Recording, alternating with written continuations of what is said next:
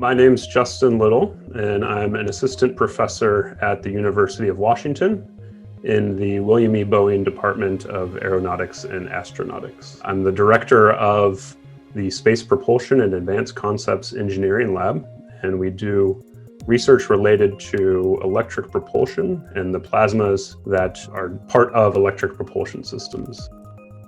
Mode transitions are oftentimes observed in plasmas where you see an abrupt change in the plasma from one state to another with a very small change in the input conditions to the plasma.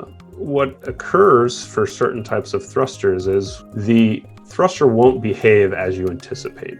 That makes it difficult to design systems to operate reliably in certain applications. One of the problems that we're looking at specifically is how wave energy couples into a plasma. The helican thruster is a wave-heated thruster which uses RF energy to establish a wave within the plasma. What we notice is that as you turn up the magnetic field strength within your thruster, eventually that wave mode disappears.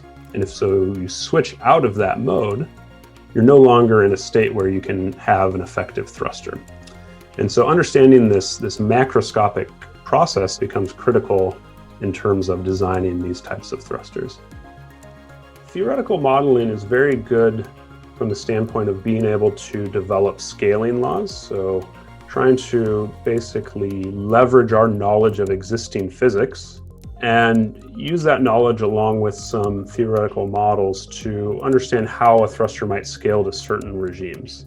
Diffusion is a very good example of this, where we have a good model for how particles in the plasma might diffuse in an ideal sense. However, when you add waves and turbulence and fluctuations into the mix, that picture of diffusion really falls apart. And so understanding fundamental physics of diffusion is a key step along the way to building up better theoretical models.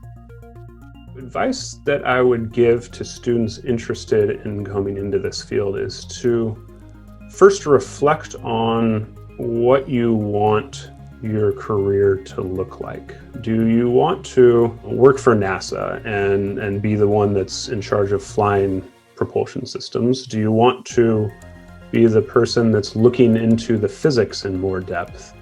Or do you want to build the support systems around an electric propulsion system? So I would recommend reflecting on what you want your career to look like, because that will kind of chart the course for what sort of decisions you might make in terms of how much education you need, what area of education you want to go in, what aspects of these propulsion systems as a whole you want to examine.